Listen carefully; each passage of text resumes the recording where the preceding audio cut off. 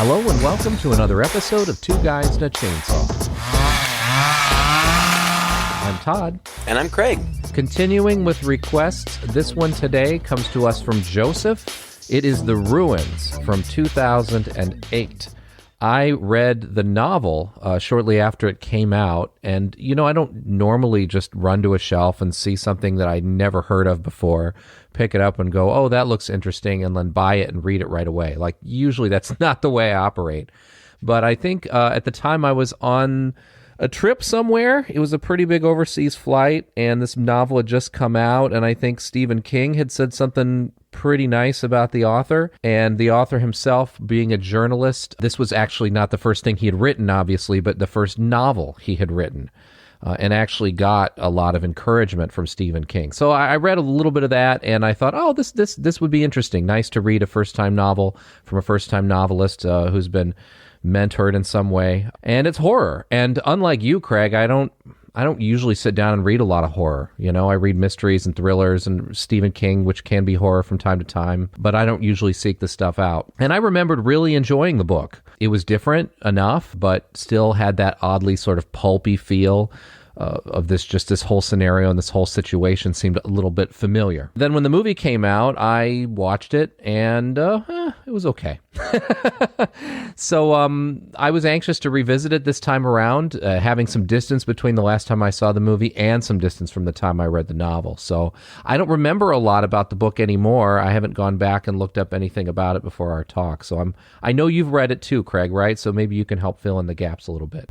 Yeah, it's funny. We actually have kind of a similar story because I was judging a drama contest out of my town, and I realized when I had gotten there that I had forgotten to bring a book with me, and there was going to be a lot of sitting around, and so I raced to the grocery store of the town that I was in. And grocery stores have pretty limited selections, but I saw this on the shelf. I think it was a bestseller, and it looked promising, so I picked it up, and over the course of that day, just in these little periods of time that I had between different one-acts that I was judging, I was reading this book, and I got so into it that I found myself racing through my notes and evaluations so that I could get back to the book and have some time to read it before the next one act. I kind of couldn't put it down, and I finished it all in that one day. I really liked it. Like you said, it's not like a literary masterpiece, but it was just really good storytelling, and I was kind of intrigued by the fact that if somebody had explained the premise to me before I started reading it, I would have said, that sounds really stupid. Yeah, that's what I meant when I said it was a little pulpy, Right. But despite what initially appeared to me to be kind of a stupid premise, I actually found it to be entertaining and suspenseful, and I was kind of on the edge of my seat. And like I said, I couldn't put it down. I finished it all in that one day. And then, so I was excited to see the movie too. The rights to the movie sold before the book was even published. And the guy who wrote it, Scott B. Smith, was hired on to do the screenplay, and that, in my opinion, is usually a really good sign. Well, often a good sign. I guess it depends on who the novelist is. Yeah. So I was surprised when I saw the movie how different it was than the book. I mean, ultimately, a lot of the same things happen, but they happen in different sequence and to different characters. And I'm not exactly sure why he made the choices that he did. Not to say that they're bad choices, just different. I wonder if maybe it had a little bit to do with casting, because probably at the time the movie was made, and maybe even still now, probably the biggest name in the movie is Jenna Malone, or Maloney, I'm not sure how she says her name. But she was a child actor and has been working ever since she was a young girl. But as a woman now, she's appeared in the Hunger Games series. She played Joanna in the Hunger Games series. At the time, I think that she was the biggest name of all of these 4 or 5 central characters. And I mean, I'm going to go ahead and get kind of spoilery here in the beginning, maybe a little, I guess. But in the book, she's the first to die, and in the movie, she's not. And I wonder if maybe it was because of her status that change was made. I have no idea. That's purely speculation on my point. Or on my part. The point is, yes, the book and the movie are different, and I remember too, because the book was so fresh in my mind, being a little bit disappointed the first time I saw it. But after, kind of getting over that and going back and watching it again, and at this point, this movie's been out for a while, I've seen it several times. I appreciate the movie on its own. I don't think it's amazing, but I think it's pretty good, and there's definitely some good stuff to talk about. Yeah, I agree. And I have to go back and correct one thing that I had said earlier. This, I guess, was Scott Smith's first horror novel. He did do a novel before this that a movie was based on. He also did the screenplay for that movie as well, A Simple Plan, with Bill Paxton. I think it's directed by, if I'm not mistaken, it's directed by either Sam Raimi or the Coen brothers. I think it's Sam Raimi. And that is a fantastic movie. It's a fantastic story. And it's really twisty and really, sort of the story of this plan gone awry. And I would, by the way, highly recommend that. I'd be interested to read the novel now that I realize that.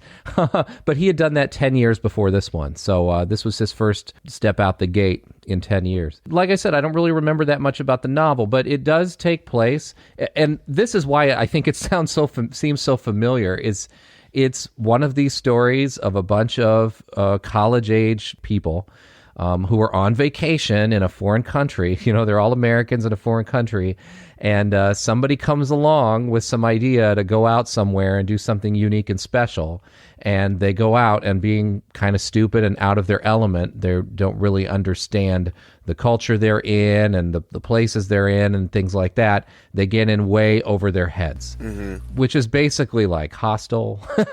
It's like Cannibal Holocaust. It's like a lot of these movies. But this has its own kind of unique twist on it, and I think although the premise itself is pulpy, and by the way, the premise is these killer plants. Right. But not Little Shop of Horror style.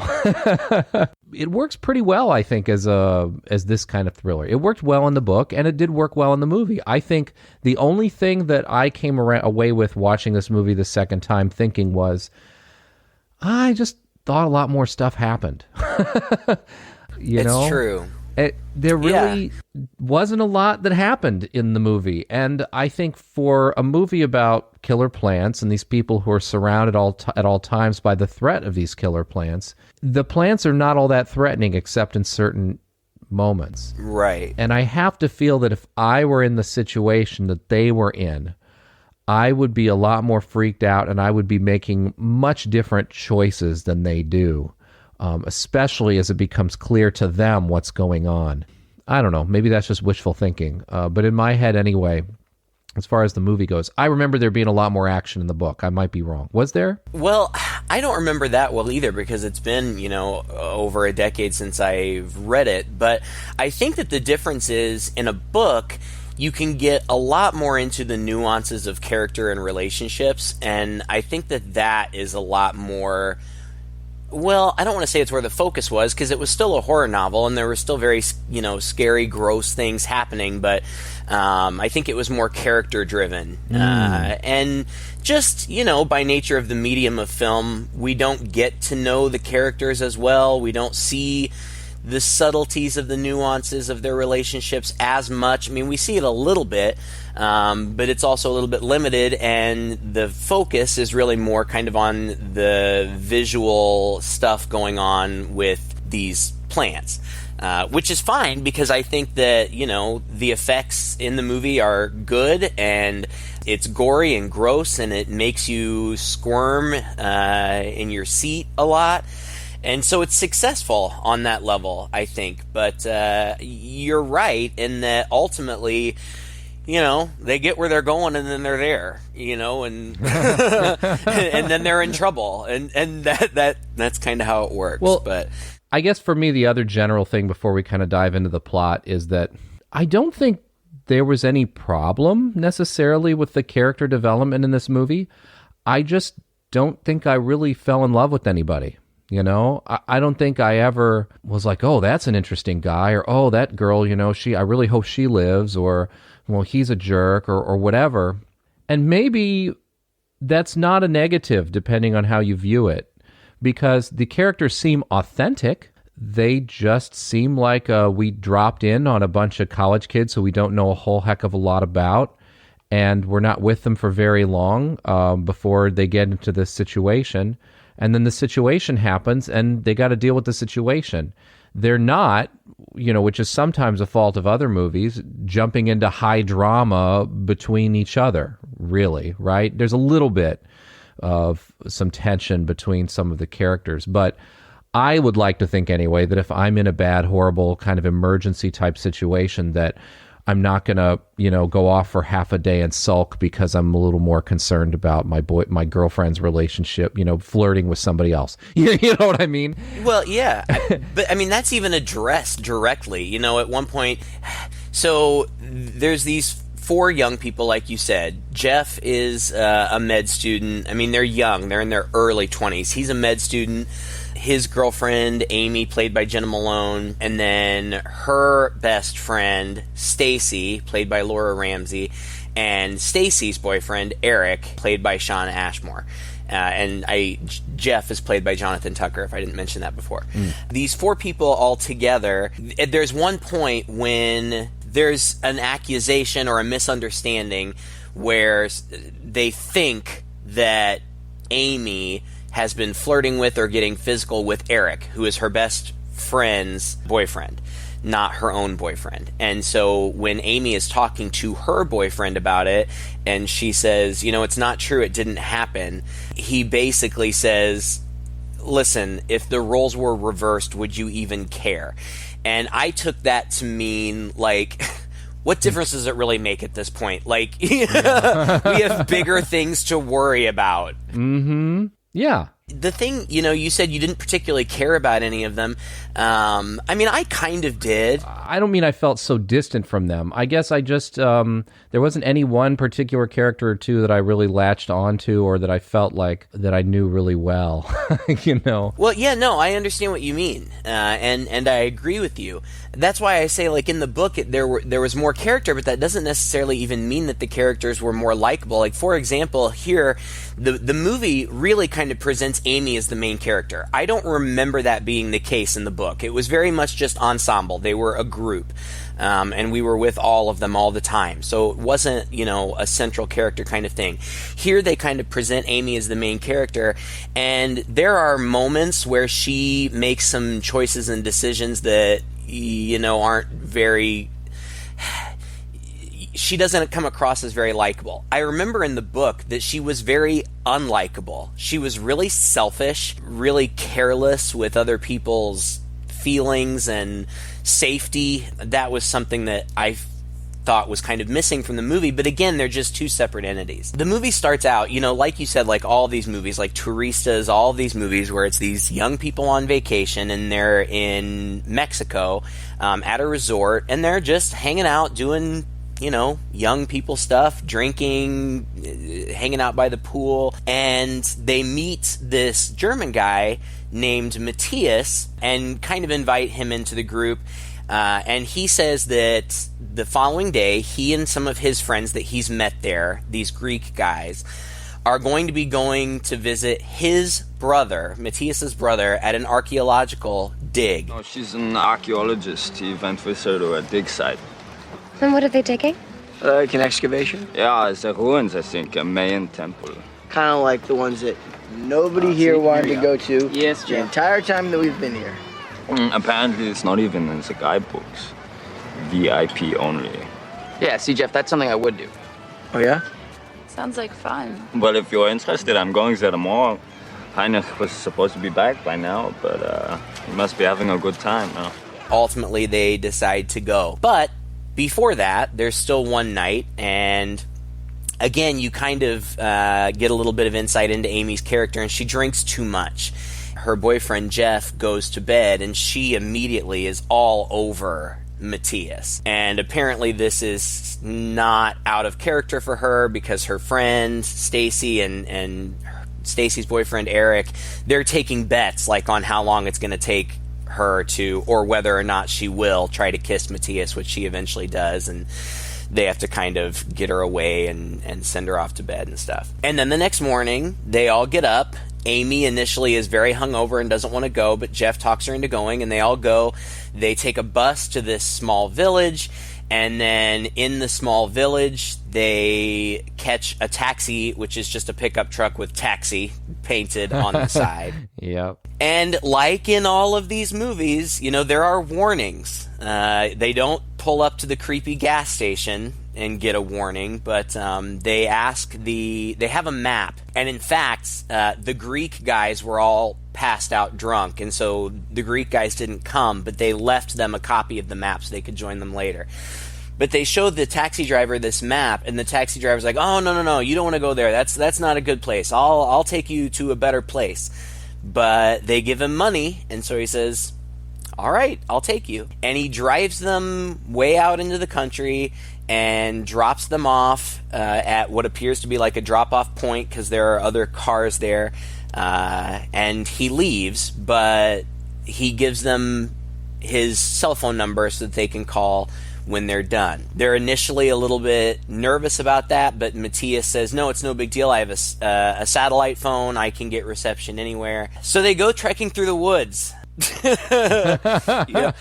I'm trying to quickly get there, but I keep thinking of all of these, again, like they have to trek through the woods. They're supposed to be able to find this path, but they can't initially find it. They see these two young Mayan children watching them kind of ominously from a distance.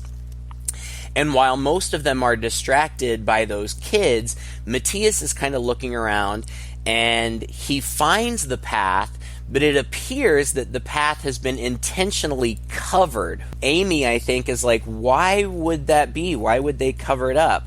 And somebody else says, well, maybe the archaeologists don't want, a bunch of civilians hanging around or whatever. And Amy is nervous about it, but they decide to proceed in there anyway. And when they do, one of the little kids, the little boy, turns around and hightails it further into the forest. Mm-hmm. They finally arrive at these ruins. Now, in the book, even though the book is called The Ruins, there really were no ruins. It was just a big hill. But here, it's like a temple that is pretty big, and it's covered in these vines. And they're standing there, and they're like taking some pictures and things, and they can see kind of the flap of a tent at the top, so they figure they're at the right place, when all of a sudden, from out of the forest, come all of these Mayan men on horseback, yelling and screaming at them and waving around guns and other weapons. And of course, they're frightened, and that is when they get themselves into trouble, I guess, for lack of a better description. Yeah, they don't really know what to do, and they're Spanish. One of them, I think it's Jeff, can speak a little bit of Spanish, but it's not really working, and these guys, they can't communicate, but they're definitely yelling at them, and they have guns out. Amy ends up back. She's the photographer, and so she's snapping pictures, and they're like, don't snap pictures of these guys. She ends up backing into the foot, basically, of this temple, which is covered in vines, like you said, and she ends up stepping into the vines. This, we later learn, if it's not immediately obvious to you when you're watching the movie, is what sets these people off.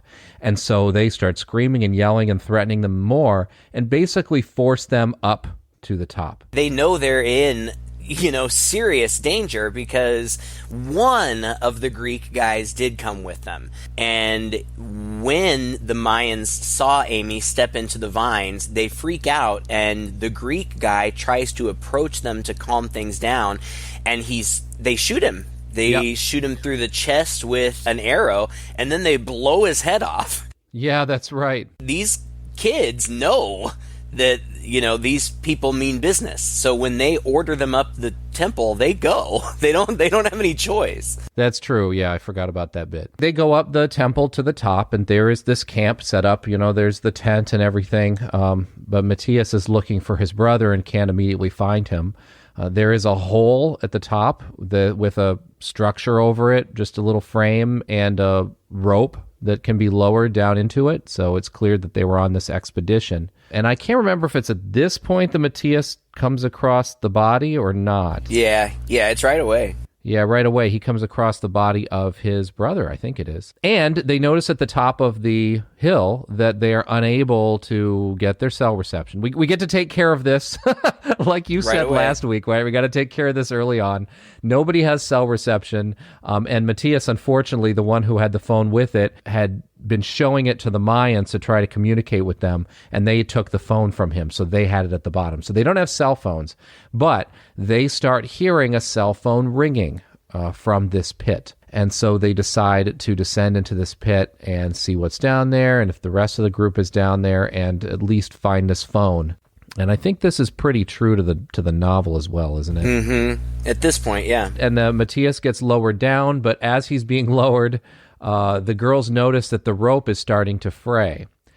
Now, if you and I were in the situation, we would probably hurry up and continue lowering the rope instead of reversing course and trying to pull it up again. Right. Which was a really bad move on their part, because the rope does indeed break, and Matthias falls pretty far down into this thing. And so now somebody's got to go in after him, and that somebody ends up being Stacy. I don't know if she was the most equipped to really go down and take care of this guy, but they put her, they make sure that the rope is all secure and solid and stuff again, and they craft a makeshift backboard out of backpack things and stuff that they have lying around so that they can get Matthias raised out of this pit. Well, yeah, they do eventually, but first, when Stacy goes down, they lower her down, and she gets to a point where she can see him at the bottom, and they know he's alive. They can hear him. But when she gets to a certain point, I would say she's probably 10, 12 feet in the air, they're out of rope, and they can't lower her any further.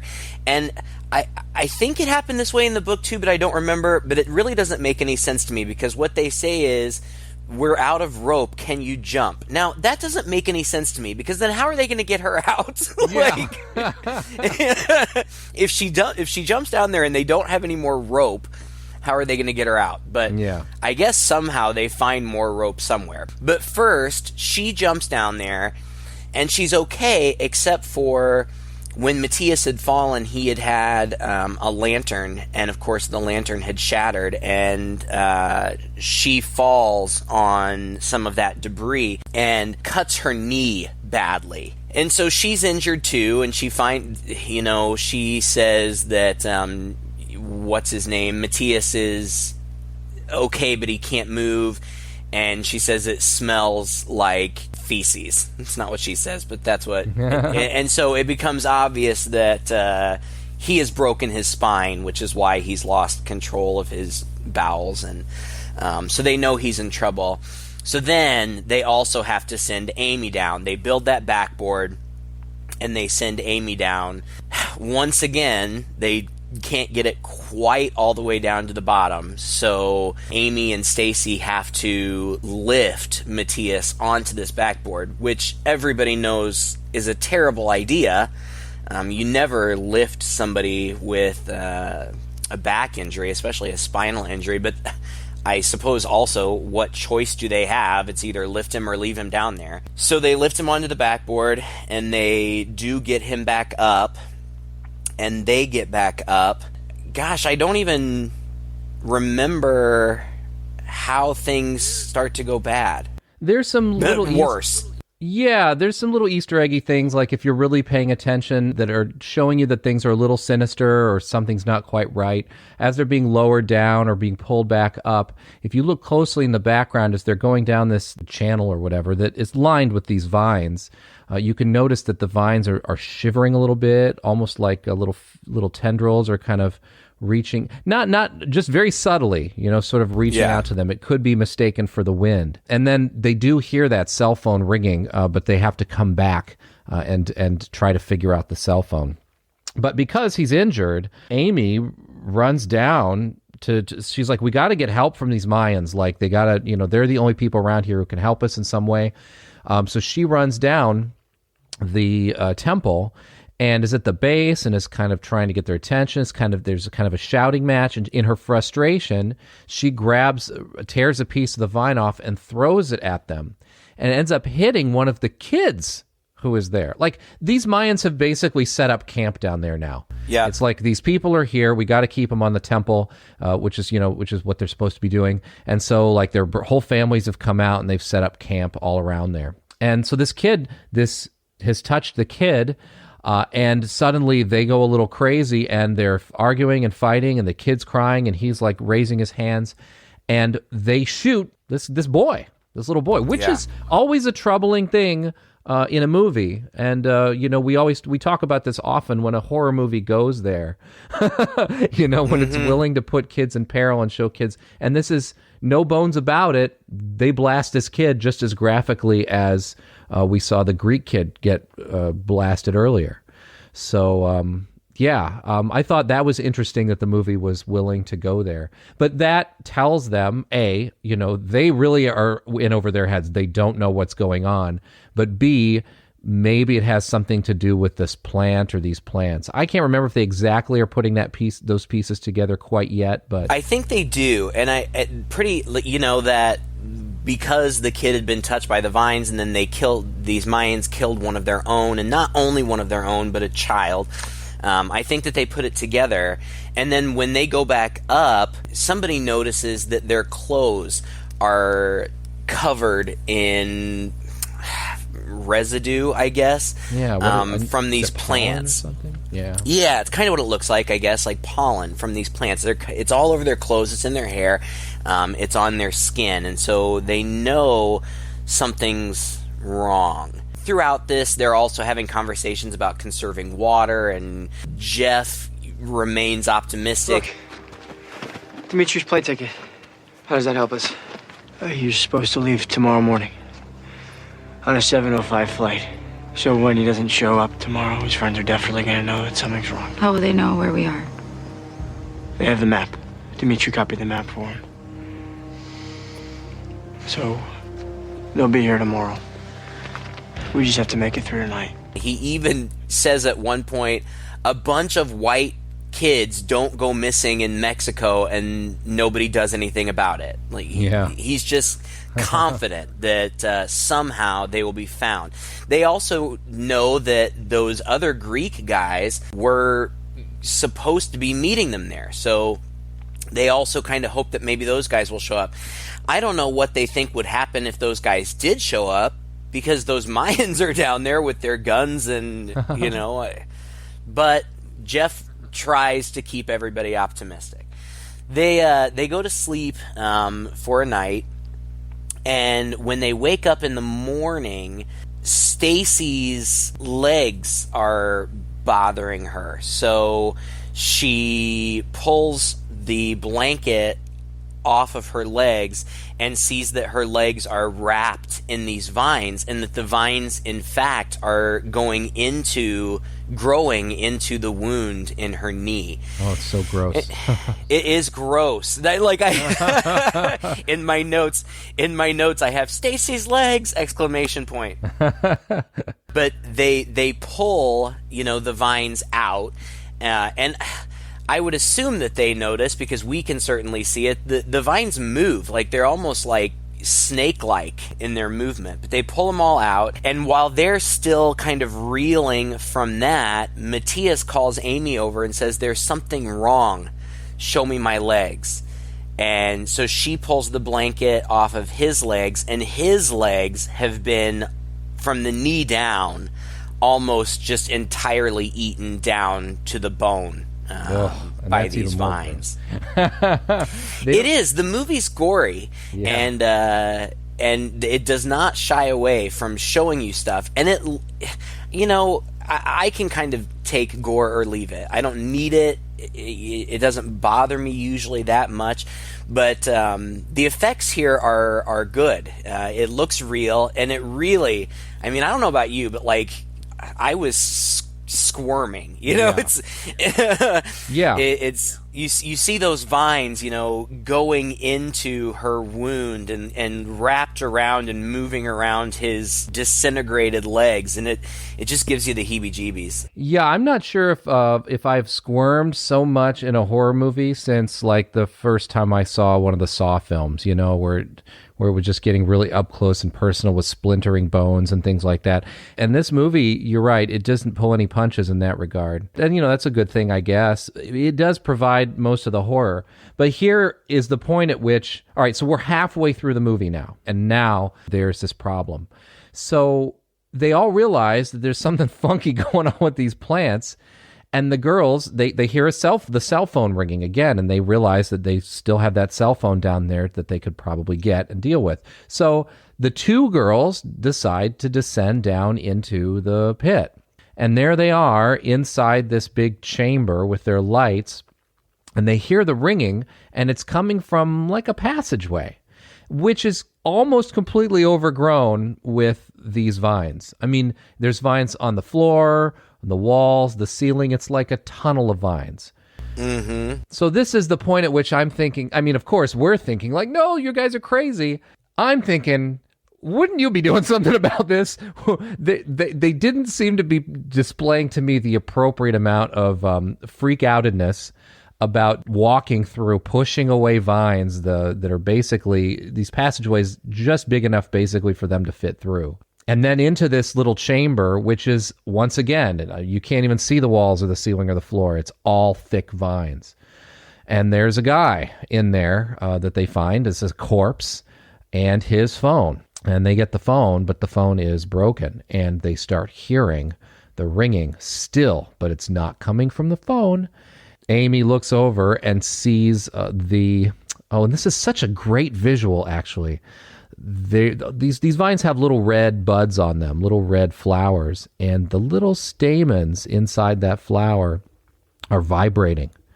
The flowers themselves are making that cell phone sound, and it's all around them now. All of a sudden, the plant is almost mocking them. Mm-hmm. And then they start to hightail it out of there. And I don't know, it's different when you're reading a novel, right? Because you can imagine anything. But when you see the visual of this and these girls surrounded by this plant that is mocking them, how they managed to get out of there?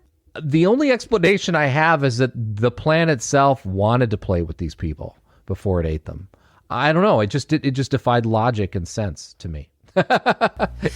Well, yeah, I know it does. And like when they finally realize that, it's as though the plant knows they know now, and so it becomes aggressive, and it like starts grabbing at them and trying to pull them in, and at one they run back, to their rope, but along the way, Stacy, the vines trip her up intentionally and wrap around her leg and start pulling her back in, and Amy has to, go back and pull her out, and they do get, back onto the rope, and they're screaming, and the guys pull them up, and the vines are kind of moving all around them, but they do get up. You're right. It does seem like, well, if the vines could have gotten them, it would have been down there where they were completely surrounded. And that's why I said, if you had told me the premise of the book, I would have thought it was dumb. Because, it's killer plants, first of all.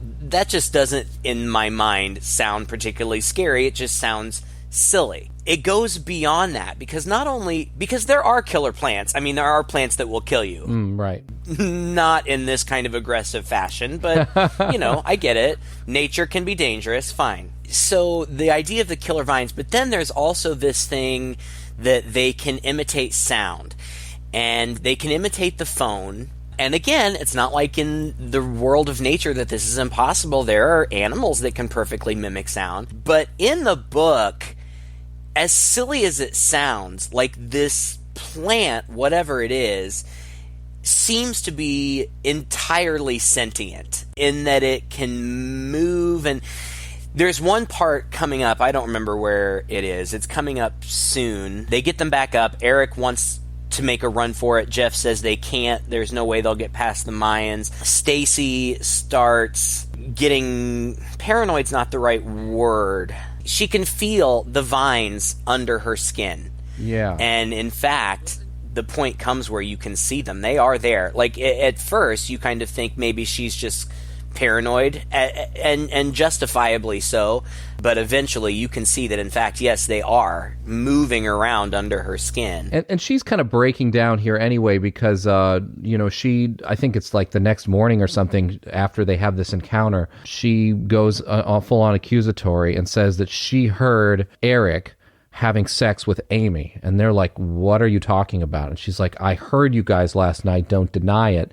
And then the sounds of her and her freak out start getting echoed back at her, and it turns out that the plant, which is surrounding them, even at the top of this ruins, this plant is surrounding them the entire time. Uh-huh. And so this is kind of what I'm saying, like everything pretty much gets proven to them.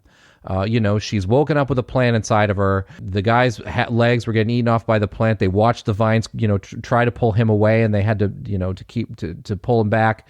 The girls went down there. They had that experience. They had the experience of the cell phone. They had this experience. It's like, all right, you guys are surrounded by this plant at all times. I don't know what I would do in that situation, but I'm pretty sure I would never turn my back on it. Right. So this is the point where the movie kind of like, I just like, there's just a discord. There's a disconnect that I'm having a hard time wrapping my mind around. It bothers me. I get what you're saying, but there's really not anything they can do. They can't leave. And there's no, how do you fight a plant? You start picking all the flowers. Like I don't know what they would do, but what you said about the plants mimicking her speech, that's what I was trying to get to, because it sounds so ludicrous, but in the book, as ludicrous as it may have sounded, and not only can it mimic voice, but like it can talk. It's like a macaw, or something that can perfectly imitate sounds. It seems like it should be silly, but in the book, I remember it actually being pretty frightening, and it still works okay here. Like you said, I think it works better in your imagination. Right. Because to actually see it maybe takes a little bit of something away from it. It still works. It's fine. Yeah. We skipped the part, Jeff, this 22-year-old med student, makes the decision that they're going to have to amputate Matthias's legs because otherwise they're going to get infected. But not to worry, because he has a spinal injury, so he won't be able to feel anything. And then they do this whole amputation scene, and it's horrible because all they have is like a small hunting knife, like a pocket knife.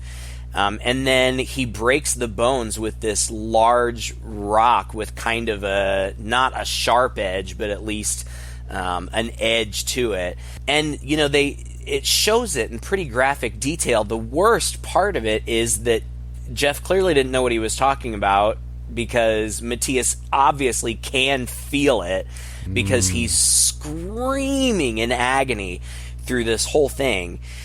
And not only do we see both the legs get chopped off, but then Jeff uses like a frying pan that's been in the fire to cauterize the ends of the legs, which we also see. And it's just, it's brutal.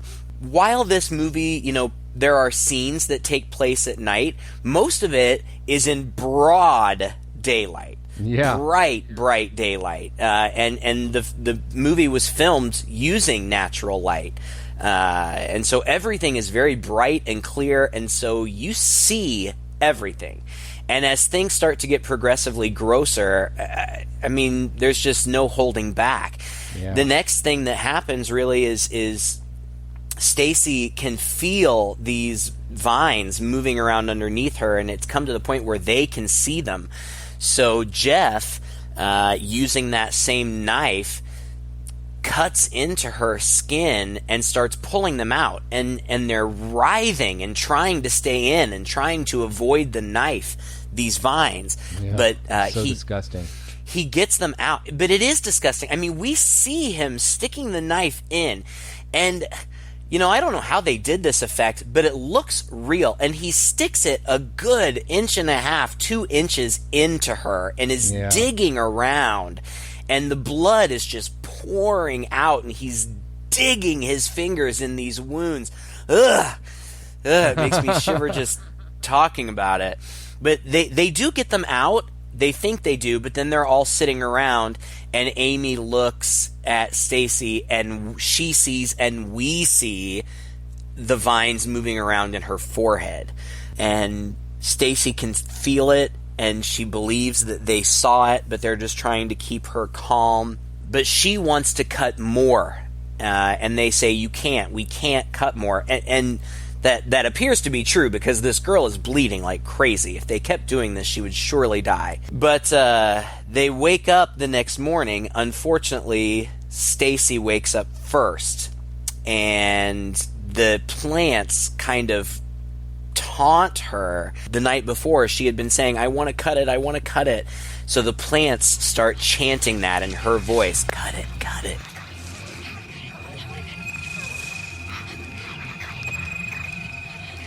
So when Eric gets up in the morning, he gets out of the tent, and we just see Stacy from behind, from kind of a distance. She's standing, but her head is lowered. And you can tell, even from behind, what's happening.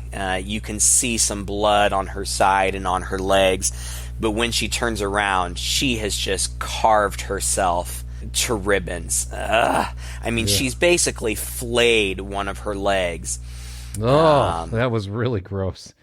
I forgot about the that whole effect. thing. And she's continuing to cut, and they're telling her to stop, and she's saying, no, it's okay, I just have to get this one more. And she's digging, and Jeff approaches her, and as though she thinks he's going to try to take the knife from her, she swings around with the knife and slices his hand.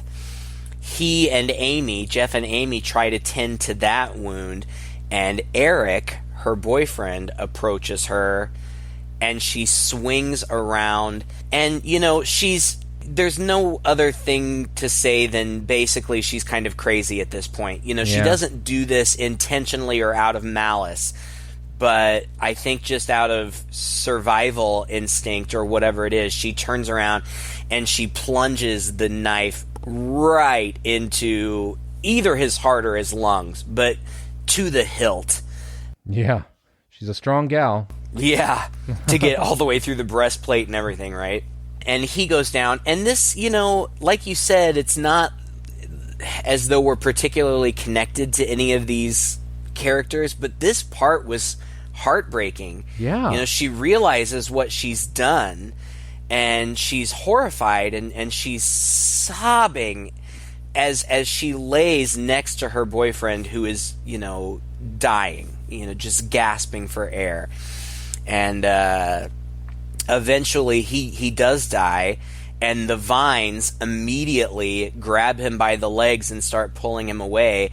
And she is sobbing, and she eventually just starts begging Amy to kill her. And Amy saying, I can't. The vines pull Eric away. Jeff smartly pulls the knife out of his chest before they pull him away entirely. And then it cuts away to a shot of the Mayans standing and looking up the hill, and you hear Stacy's screams, and then they stop. Yeah. Do you think they killed her? Yeah, I do. They had to have, right? I think Jeff killed her. Yeah, it's crazy, and it was shocking to me. But she's begging for it, and she's bleeding, probably half bled to death anyway. Oh yeah, she would have died anyway. Him being the med school student and sort of the more stoic. I mean, as messy as those amputations were, he did a pretty good job of maintaining his cool through that, as well as carving into her and pulling the things out. So, it made sense to me that he could do that if he decided that was medically appropriate. Well, it would have been the merciful thing to do. I mean, she would have died anyway, and she had to have been in just excruciating pain, plus the misery of knowing what she had just done. So I agree with you. I think they did. I think that Jeff probably killed her, but either way, she's dead. And that leads up to the end, which is very, very different than the way that the book ended. But I like the ending as it plays out, and there are actually a couple of alternate endings that we can talk about. But the way, the theatrical release ending, I think is pretty good. Did we see we saw one of the alternate endings, didn't we? Did we? I'm not sure. I read in IMDb something about the ending, and it said that there's an alternate ending. Yeah. Oh, it says this is just an alternate ending on the DVD feature shows Amy driving away. When she looks in the rearview mirror, it shows a small vine moving under her skin just below her eye. And we saw that, right?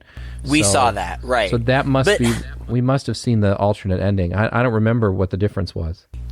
Gosh, I'm confused, and I would have to look it up too, because, all right, so anyway, what happens is Jeff makes a plan, and there are a lot of deleted scenes, not a lot, like 3 or 4. You can find them all on YouTube. They're all on, I guess, the Blu-ray.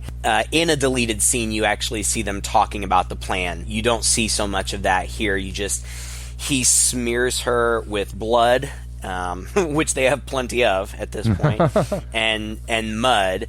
And then the next thing we see is the Mayans standing down. By the way, at some point, we didn't talk about it, but they figure it out. They figure out that the vines, the Mayans are keeping these vines isolated. They've salted the earth all around this hill. And that's why they're forcing them to stay up there, because if they were to come out, they would bring the vines with them.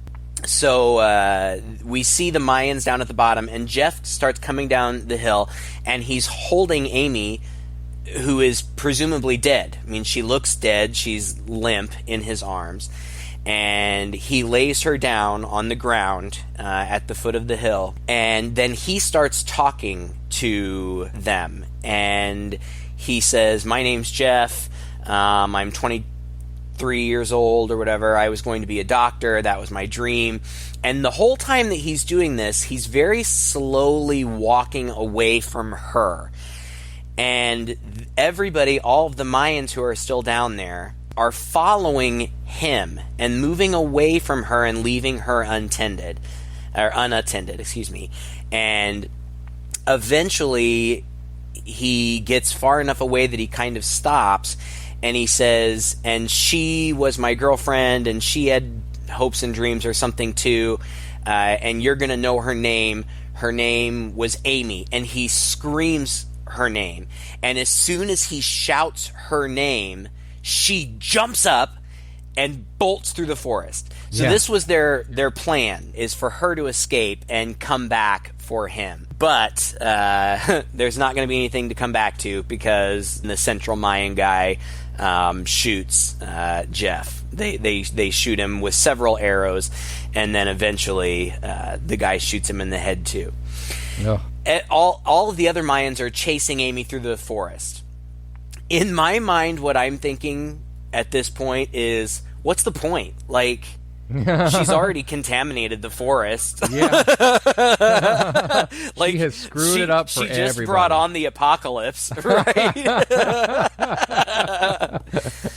But they're trying to they're chasing her, they're shooting at her, bullets are ricocheting all around her, arrows are hitting trees around her. But she gets back to, it's not even their car that she takes, it's one of the archaeologists' car. I guess they found the key there or something. And at the very last second, she gets the car started and she drives away, and she's getting away. And the camera does a very intense close-up on her eyes, and we see vines moving underneath her skin. Mm-hmm. Like you said, I read on IMDb too that was an alternate ending. If that's true, I don't remember how it originally ended. The only thing that I can think is that maybe we just saw her get away and we didn't see the vines moving under her skin. Yeah, that could be it, because then there's yet another scene after that where the Greeks, I guess, who had fallen asleep or were passed out the day before, have made it back through, and they are on the path and they come up to the ruins. And so that's kind of that little zinger there at the end, that this is about to happen all over again with a fresh new batch of people. Right. So. The book ended very differently. First of all, we failed to mention that Matthias died. You know, we keep talking about these killer vines. They really only kill one person. Yeah, Matthias. The vines only kill Matthias. And the way that they kill him is that while others are distracted, the vines attack him and go down into his throat and suffocate him.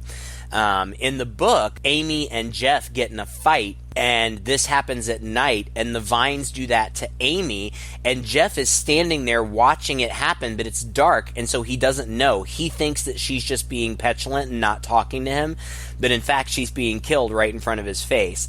And in the book, Amy is the first to go. The last man standing, or woman standing in the book, is Stacy, and she...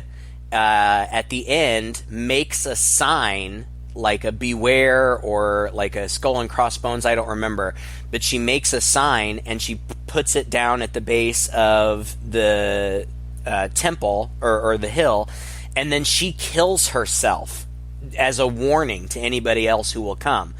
However, the vines pull her body and the sign away so that her warning is for naught. Mm-hmm. So the book ends even more grimly than the movie. There was one other alternate or additional scene that you can find on YouTube where we are in a cemetery and there's a funeral going on, but our attention is diverted away from the funeral to a groundskeeper who is whistling. But when he stops whistling, he continues to hear the whistling, and he follows it, and it leads him to a headstone that says Amy on it, on which these vines with these red flowers are growing, as though, you know, she has brought them out. She's died, however she died, but she brought them out into the world. That's awesome, by the way. Yeah, I liked that. I liked that ending. You know, I think it's fine as a deleted scene. You know, it's unnecessary, but I kind of like the implication of the vines, you know, having been brought out, and we get to see that more than just seeing it under her skin in the car. But yeah, I mean, overall, I think if you're a fan of gore effects, I think that you're going to be really pleased by this movie. And just overall, it's kind of one of those. What year did this come out? 2008. You know, in that time period between 2000 2010, maybe a little bit later, there was this the style of horror movies changed a little bit. They became a little bit less gritty. What am I trying to say here? Like, everything here is in bright daylight. It's very direct. Everything looks very not clean, as in the people look clean, but like the shots all look very clear and clean. Yeah. It's not kind of that dark, gritty stuff that we were used to in the 80s and 90s. They were more or less shot as you would shoot just like a teen drama or a romantic comedy or something like that in the cinematography, right? Or in the settings, right? It's very. I think the idea, of course, was to make it more real to people and to show you, you know, right. You don't need dark lights and nightmares to get horror. You know, you can encounter this stuff in the middle of the day when you're out with your friends partying on spring break. Right. Yeah. And so it's got kind of that feel to it, but I think it's very competently made. The acting is, I have no complaints. I thought all of the performers were good. I found the guy who played Eric particularly charming, and Stacy too. You know, Jeff and Amy were kind of the central couple. They were kind of boring to me. I liked Stacy and Eric better. I'd rather hang out with them. Yeah. But you know, while I don't think that it's an amazing movie, it's got a 5.8 out of 10 stars on IMDb. I didn't check the Rotten Tomatoes score. I think it's good. I think it's a good movie and one that horror fans will enjoy. Now, somebody like your wife should never touch this with a 10-foot pole. That's right. Like, absolutely not. It's just way too gory. And I've got to admit too, there's nothing really wrong with this movie at all. It's pretty satisfying in a lot of different ways. even what I said earlier about it's really a little hard to fathom that they can be surrounded by these plants, but the plants don't end up posing such a danger to them as you would expect. And they don't end up, I think, still kind of like reacting and acting the way that I would if I was surrounded by what I thought was a killer plant. It can kind of be explained away. I mean, it can be explained away by what you don't know. Like, well, maybe the plants really aren't actually that capable. Maybe they are biding their time and toying and playing with them. You don't know enough about this plant. And that's another interesting thing about this movie. You don't know about the origins of the plant. You don't know about these ruins or what. There's no attempt at all to say, oh, this is like part of an ancient Mayan, curse, or, they don't find hieroglyphics inside that, foretell this. And there's none of that, which adds to the horror of the situation and conveniently covers those potentially loose threads. Right. So in some ways, people might see it as a cop-out. In other ways, well, this is just kind of how life is sometimes, right? Right. We just don't know. So I can even say that didn't ultimately bother me, like that sort of believability issue often bothers me in another movie, because it may very well not have been a believability issue. You just don't know. No, in this case, I prefer that they don't try to explain it. I felt like it would have been cheap if they had. I think it would have been cheesier and pulpier. You're right. You're right. We don't need to know why or how. It just, this is what it is, and it's scary, and we deal with it. I mean, or don't deal with it. I mean, Again, what can they do? But anyway, yeah, I would recommend the book over the movie. I enjoyed the book more, but maybe I would have enjoyed the movie more had I not read the book first, and had I not read the book so soon before I saw the movie. I mean, I saw the movie like right away, right after the book. So maybe if it hadn't been as fresh in my mind, I would have appreciated the movie more. Or maybe if I hadn't read the book at all, I would have appreciated the movie more. But I really did enjoy the book, and the movie for what it is, I think is perfectly fine. There's a lesson in here for all of us, folks. Be careful when you travel, and don't break quarantine. Yeah. Well, thank you again for listening to another episode. If you enjoyed this podcast, please share it with a friend. You can find us online just by Googling Two Guys and a Chainsaw. You'll find us on Facebook, Twitter, and you'll find our YouTube channel. Like us, subscribe to us in those places, and send us a message. Let us know what requests you have, and we'll do our best to get to them. Until next time, I'm Todd. And I'm Craig. With Two Guys and a Chainsaw.